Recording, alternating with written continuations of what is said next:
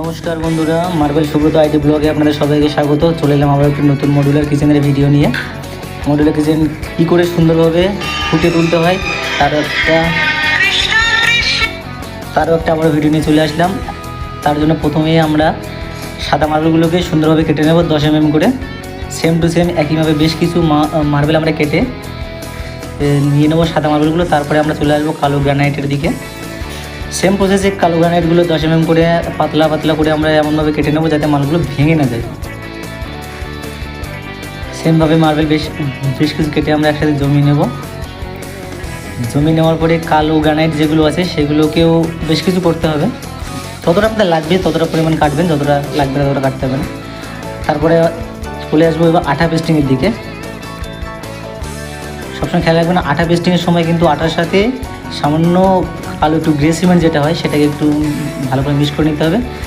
Mix করার পরে সেটাকে পাতলাভাবে লাগিয়ে তারপরে সাদা মার্বেলগুলোকে দিয়ে একে একে স্ক্রু দিয়ে টাইট করে নেব যতক্ষণ না মার্বেলগুলো না ভালোভাবে জমাট বেঁধে যায়, আটার সঙ্গে পেস্টিং না হয়ে যায়, ততক্ষণ আমরা স্ক্রুগুলো টাইট করে রাখবো।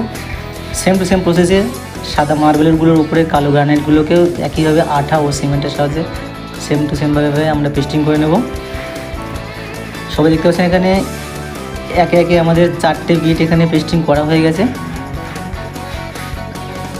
তারপরে এবার আমাদের টেবিলে লাগানোর পালা।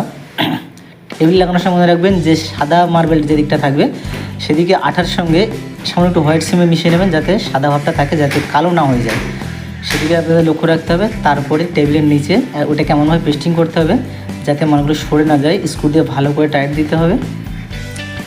এই টাইটগুলো ততক্ষণ রাখতে হবে যতক্ষণ আঠাগুলো ভালোভাবে পেস্টিং না হয়ে যায় টেবিলের গায়ে, ততক্ষণ, নাহলে কিন্তু কোথাও ফাঁক থেকে যেতে পারে, সেগুলোকে আবার পরেক্ষণে পেস্টিং করা যেতে পারে। তো যতটা সম্ভব সাবধানে করতে হবে যাতে এগুলোকে ভিতরে কোনো গ্যাপ না থেকে যায়। ভালোভাবে চেপে এগুলো রাখতে হবে আটাগুলো যতক্ষণ না পেস্টিং হয়ে যায়। সেম টু সেমভাবে যেখানটা দেখবেন আপনাদের কোণাগুলো পড়েছে সেই কোণগুলো ভালোভাবে সুন্দর করে কোণ বরাবর কেটে নেবেন। নেওয়ার পরে আঠা দিয়ে সেম প্রসেসে ভালোভাবে পেস্টিং করে নিয়ে স্ক্রু দিয়ে একইভাবে টাইট করে দেবেন। স্ক্রু দিয়ে টাইট করার পরে এবার যে কাজটা হচ্ছে আপনাদের স্ক্রুগুলো একে একে খুলে নিতে হবে। খোলার পরে মেশিনের সাহায্যে মুখের যে আঠাগুলো লেগেছিল, মার্বেলের মুখে যে আঠাগুলো লেগেছিলো সেগুলোকে ভালোভাবে আঠাগুলোকে আগে ছাড়িয়ে নিতে হবে। এই ছাড়ানোর পরে মার্বেলগুলোকে ভালোভাবে ফ্রেশ করে নিতে হবে যাতে আঠা কোনোভাবে বাইরে না থাকে এবং লেগে থাকে। তারপরে একে একে পালিশের দিকে চলে আসতে হবে। পালিশটা এমনভাবে করতে হবে যাতে গ্রানাইটের পালিশের সেম পালিশ আমরা সামনের বিটটাতেও আনতে পারি। তার জন্য একে একে আপনাদের যতদূর পর্যন্ত প্লেট ইউজ করতে হবে ততদূর পর্যন্ত আপনারা ইউজ করবেন। যতক্ষণ না আপনাদের সেম গ্লেজটা চলে আসছে ততক্ষণ আপনারা সেটাকে ভালোভাবে পালিশ করবেন। পালিশটা ডিপেন্ড করে কাস্টমাইজ কেমন বলছে তার উপরে বা নিজেদের উপরেও অনেকটা ডিপেন্ড করে। এবারে চলে আসলাম ফাইনাল লুকে। আপনারা এখানে দেখতেই পাচ্ছেন টেবিলের গ্রানাইটের যে গ্লেজটা, সেম গ্লেজটা আমরা মুখের মধ্যেও নিয়ে এসেছি।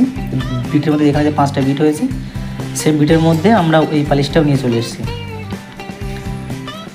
পালিশটা দেখানোর পরে এটা আমাদের টেবিলের ফাইনাল লুক মডুলার কিচেনের। তাইলে আপনারা এভাবে করতে পারেন বা আপনাদের নিজেদের কাস্টমাইজ মত অনুযায়ী যেমন চাইবে তেমনও করতে পারেন বা আপনাদের নিজেদের মন মতো করতে পারেন। সেম টু সেম আমরা নিজেদের মতো বানালাম। কেমন হয়েছে আপনারা সবাই কমেন্টে জানাবেন। এটা আমাদের ফাইনাল টেবিল লুক।